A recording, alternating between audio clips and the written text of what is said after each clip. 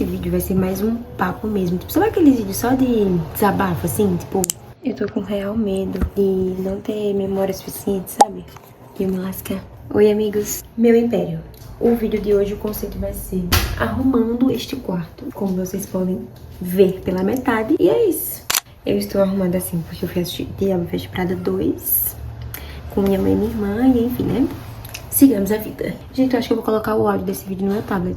Mas aí vocês vão me prometer que não vão ligar eu andando com um negócio deste tamanho. Olha ela de coque. Eita, mas quem não tem, tem inveja de quem tem.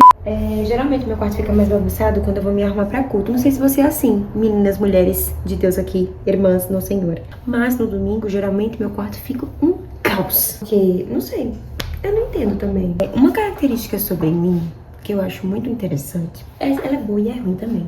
Tem esse ponto. Eu sou uma pessoa que romantiza as coisas. E nem sempre isso é bom. Dá pra você fazer o quê? Pra você fazer produções audiovisuais muito legais. Eu falei essa palavra bonita fazer. Dá pra você fazer vídeo bonitinho pra internet.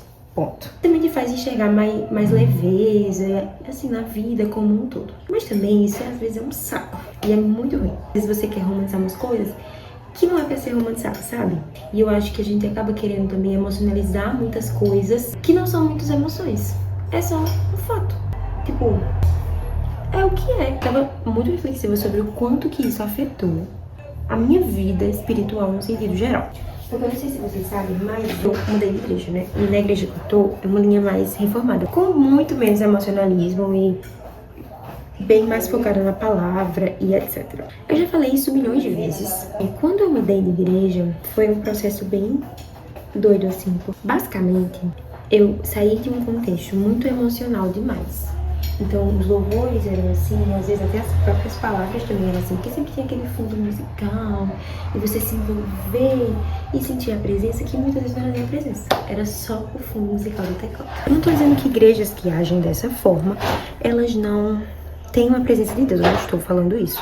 Mas eu estou dizendo que às vezes a gente quer espiritualizar umas coisas que não é Deus ali. É só um som. Gente, licença. 6 cápsulas de Rakutan. Eu estou tão feliz. Lembrando que se você não for acompanhar no médico, não vá tomar Rakutan, né, amor? Aí também é too much. E aí eu passei, né, por enfim, essa fase de entender que muitas coisas não eram meramente espirituais. Então muitas coisas que eu sentia, eu arrepio, eu choro, não sei o que lá, muitas coisas não eram propriamente a presença de Deus ali. Mas o ponto geral aqui não é condenar esses ambientes, mas é dizer o quanto que muitas vezes essa falsa percepção de achar que aquilo era a presença de Deus, quando eu saí daquele ambiente, que não era um ambiente bíblico, não por isso, mas por outras coisas, foi estranho. E isso pesou um pouco pra mim. Quando você vive fora daquela realidade, é como se você tivesse a percepção de que você não sente mais Deus, ou que você está vivendo uma fase de frieza espiritual. Quando, na verdade, nem sempre é isso. Às vezes é só porque você não botou um pé de musical e chorou. Assim que eu saí de lá, eu já estava visitando uma igreja presbiteriana, participando das escolas bíblicas dominicais. E aí, quando eu saí, eu passei também a frequentar os cultos dominicais noturnos, né? Culto de domingo normal mesmo, à noite. E por muitas vezes eu chorava enquanto eu ouvia a pregação. Quando eu fui pra uma igreja que focava nessa parte da palavra, na pregação da palavra, que é o que realmente nos ordena a palavra de Deus, o fato de estarmos presas nisso nos torna dependentes disso, a tal ponto de que se a gente não sente mais essas coisas, ou se a gente não se arrepia mais, nossa, eu estou longe de Deus. E na verdade não é assim que as coisas acontecem. É uma fase que eu fiquei assim, meio que todo mundo fica numa crise, né? E aí eu fiquei meio que numa crise mesmo. Tentar entender, caramba, será que tá acontecendo alguma coisa da minha fé? Será que eu deixei de amar a Deus? Será que eu tô fria na fé ou alguma coisa nesse sentido? Quando na verdade não era. E olha só o que é falta de entendimento, né? Passou essa fase, eu vivi uma fase muito legal após isso, que foi a etapa de enxergar a real presença de Deus fora de ambientes assim. Na presbiteriana, algumas na Batista, que é a que eu tô agora. Cara, muitas vezes eu já cheguei a chorar no meio de uma pregação, não porque tinha um envolvimento, mas porque eu entendi que ali estava a presença de Deus, sabe? Tipo, sabe aquele momento que o Espírito Santo, ele é como se ele abrisse os seus olhos pra você ver que Deus está ali. Tipo assim, a exposição da palavra, a igreja que se une pra ouvir, para aprender e pra praticar essa palavra todos os dias. Então, é muito gratificante isso, sabe? É muito foi muito diferente pra mim viver essa experiência. E eu sou muito grata a Deus por viver experiências assim. Apesar da gente não... que a gente não deve viver preso ao que a gente sente, até porque muitas vezes o nosso coração é enganoso, a palavra de Deus diz isso. Mas, foi muito legal viver essa fase, sabe? Porque eu soube discernir melhor, acho que essa é a palavra boa. Eu soube discernir bem o que de fato seria a presença de Deus, né? Comparado ao antes e hoje em dia. Então, é muito bom viver experiências assim, de maturidade, sabe? De crescimento na fé. E não que eu me sinta, nossa, puramente sábia. Não, não é isso. Eu percebo que isso me amadureceu mesmo. Isso me fez crescer. Eu vivi essa fase. Mas ao mesmo tempo, também voltei a viver aquela fase do... Tá, mas eu não sinto muitas coisas. Eu tô com esse barulho porque eu tô arrancando o calendário mensal de conteúdo do mês de março, que ainda tava aqui pregado. Ups. A verdade é que o sentimento, ele nos prende bem mais do que a razão em si, do que a racionalidade. E viver isso dentro do evangelho foi uma coisa um tanto desafiadora, porque eu queria viver aquele ardor que eu tinha antes, sabe? Aquela emoção de tremer que eu sentia antes. Mas eu ficava, véi, será que isso implica dizer que eu sou uma pessoa que não sou cristã mais?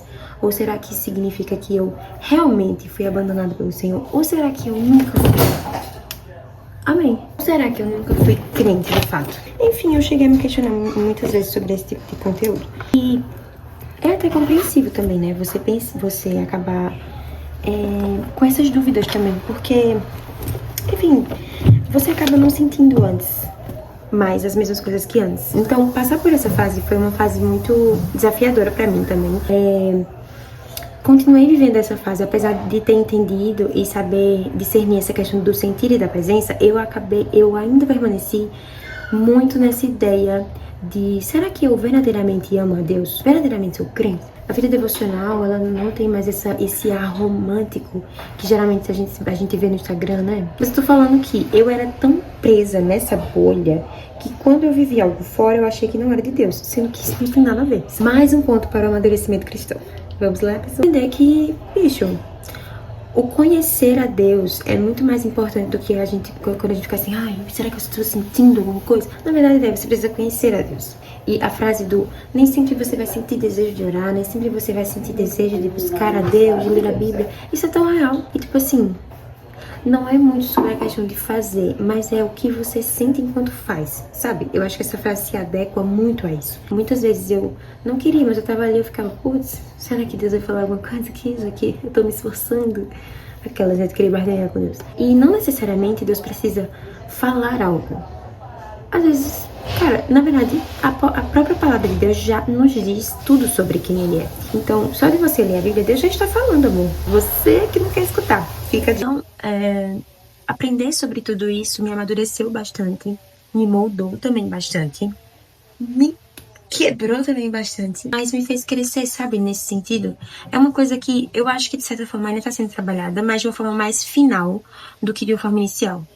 Porque eu realmente ficava, véi, e se eu não for crente? E se o Senhor, e se eu viver me engano esse tempo inteiro? Não era verdade, nada disso era verdade. Viver essa fase dentro do Evangelho é muito louco. E pensar que nenhuma experiência nesse sentido é individual. Porque todo crente passa por isso. E se você não passou, você vai passar. E se você já passou pra ver, você vai passar de novo. E o mais estranho é porque a gente passa a mesma coisa de novo e a gente sofre do mesmo jeito. Enfim, voltando. E uma coisa que me ajuda também nessas ideias, né? De, mas Deus... Será que eu sou realmente crente? E é muito bom a gente entender que, de fato, nós somos regenerados por Deus, porque além de termos o Espírito Santo, que o Espírito Santo não vai nos deixar, e sabe, Ele nos garante. Porque aqueles que são selados pelo Senhor, eles são de Deus, velho. Se você é filho de Deus, você é filho de Deus, acabou. Agora, se você se diz ser filho de Deus, mas você não foi nunca alcançado pelo Senhor, então, meu velho, você tem um grande problema. Mas assim, se você é verdadeiramente filho de Deus, você foi encontrado pelo Senhor e a sua vida foi transformada e você vive em prol de glorificar a Deus, que é o seu Deus, véi, você é filho de Deus. É muito louco a gente, quando a gente tá nessas fases de dúvidas, quando a gente tá nessas fases de indecisão, sabe, conseguir tentar entender o que, se a gente de fato é filho ou não, a gente viver muitos momentos de enxergar aquilo que sempre esteve diante dos nossos olhos, o cuidado de Deus, a direção e a soberania de Deus agindo em cada momento. Aconteceu algo muito recente agora. Foi nesse final de semana, um congresso de mulheres lá na minha igreja. E fazia acho que uns 4 dias que eu tava com muita vontade de comer doce. Tipo assim, absurdo. E eu tava com vontade de comer bolo. Aquele bolo bem recheado, coisa bem assim. Quando a gente chegou na hora do intervalo, entre as plenárias da tarde e a palestra da noite, a gente tinha um intervalo ali pra um coffee, né? Pra gente lanchar, ter um momento de comunhão e tal. Aí eu fui comer o bolo. Gente, e aí eu vi que tinha bolo. Eu comi, nossa, tava com tanta vontade de comer bolo. E aí eu conversei isso com o Léo, meu namorado. E eu falei, nossa, amor, eu tava com tanta vontade de comer bolo. E adivinha o que tinha no coffee? Isso mesmo, bolo recheado com chocolate. E ele falou assim, nossa, amor, que coisa boa, Deus cuida tanto de você. E aquela frase me fez parar assim no tempo. E começou a dar vários flashbacks de vários momentos da vida que Deus cuida da gente. E nesse exato momento eu estar aqui falando com vocês, respirando debaixo de um teto com saúde. Ou até se eu não tivesse, Deus ainda estaria cuidando de mim, sabe? E entender que Deus cuida da gente e enxergar isso nos nossos dias é uma ótima resposta para essas nossas indecisões. E quando Deus nos mostra o seu cuidado, todo esse vento essa nuvem, né, de dúvida, de incerteza, de insegurança, é como se ela fosse dissipada, assim, e você conseguisse de fato enxergar Deus ali, em todos os momentos da sua vida. Isso é muito precioso. É sempre bom a gente se lembrar, né? Eu me lembro de muitas noites em que eu tava com essa dúvida. Em muitos momentos eu me apegar ao que a palavra dizia, de que aqueles que são selados pelo Senhor são selados por Deus, velho. Não tem essa de, o inimigo vai... Não tem essa. Se eu sou selada pelo Senhor, eu sou filha de Deus, o Espírito Santo tá em mim, ele não vai me abandonar. Se agarrar a essa promessa nos dá uma esperança eterna, de que apesar de nós, Deus permanecerá ali. E que graça de Deus vai viver tudo isso. Que a gente possa passar os nossos dias, né, aprendendo a, de fato, enxergar a graça, o cuidado de Deus aos nossos dias. E o quanto que isso nos mostra o quão miseráveis somos e apesar disso tudo, Deus está conosco. Loucura, né? Loucura total. É isso. Não sei se isso te edificou de alguma forma, eu espero que sim. E é isso. Não tem nada de arrumar o quarto, porque eu não arrumei o quarto enquanto eu falava, eu só falava. Um beijo.